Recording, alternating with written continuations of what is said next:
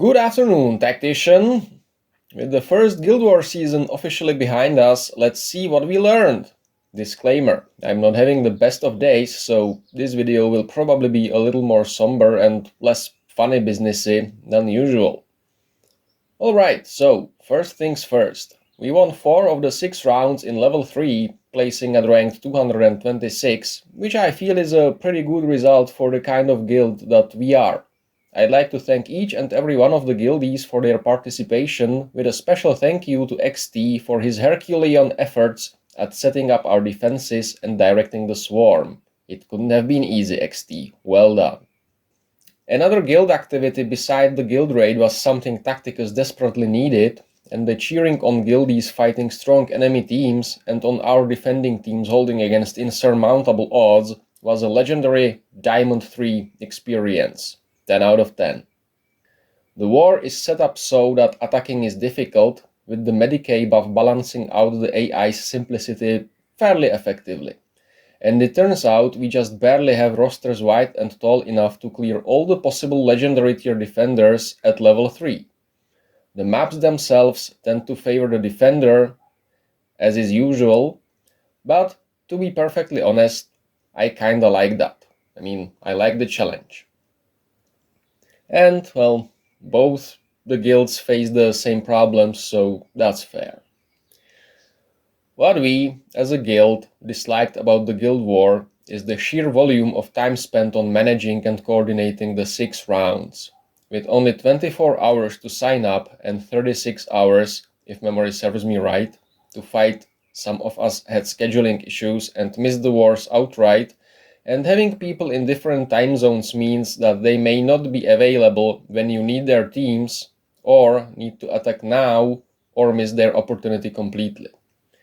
We would highly recommend to reduce the number of rounds per seasons to 3, and double the time for each of the phases, and double the rewards per kill and per round as well. Another gripe is that the players need to kill heroes to get war credit.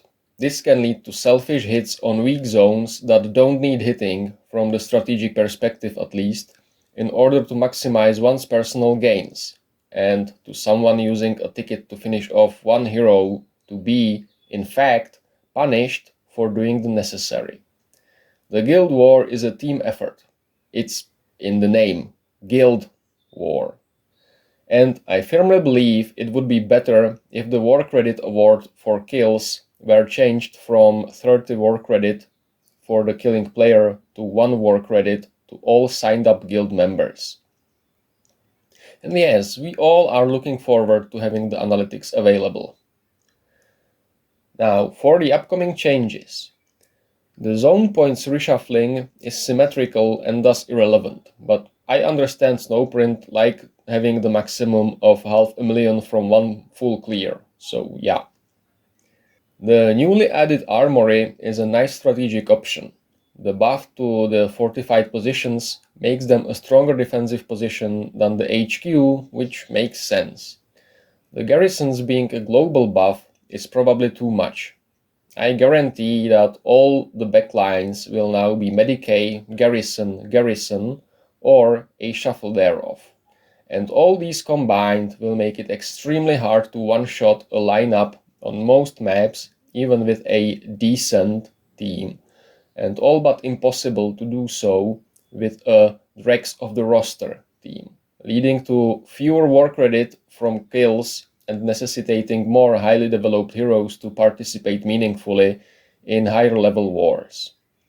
Considering how the main goal of mobile games is monetization via microtransactions, I have to assume that this is one of the underlying reasons for making the Guild War itself harder for everyone, but then it becomes a question of whether a new player will be encouraged to spend money to experience the exhilaration of driving one's enemies before themselves and hearing the lamentations of their women and children in the Guild War, or rather to find something more fun and cheaper to do so, such as cocaine.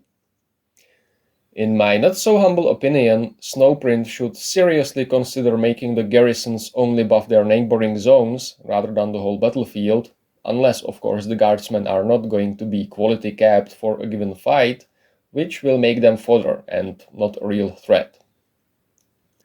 And I still think the battlefield itself should be made twice the size, 5 zones wide and 6 zones deep, with 1 player per zone, now that Snowprint have invented new zone types and maybe are going to continue to do so. Finally, maybe merging the now 3 different currency shops, the Rogue Trader, the Guild Shop and the War Shop, into one, or making them accessible from one screen or from each other, would be a nice user interface improvement. Now, being the rogue creator I am under no impression that Snowprint cares much about what I have to say, so I appeal to you, my fellow tacticians. If something I said here makes sense to you, make yourself heard in the game's Discord, Reddit, Facebook, or whatever a social media they are on, but in a somewhat polite manner though, please. And maybe give this video a like while you're at it. On the other hand, if you think it's all just a pile of grot shit, give the video a dislike, but I kindly ask that you tell me why you dislike the video. And with that said, thank you for watching, enjoy the rest of your Sunday, and I'll see you in the next one, tactician.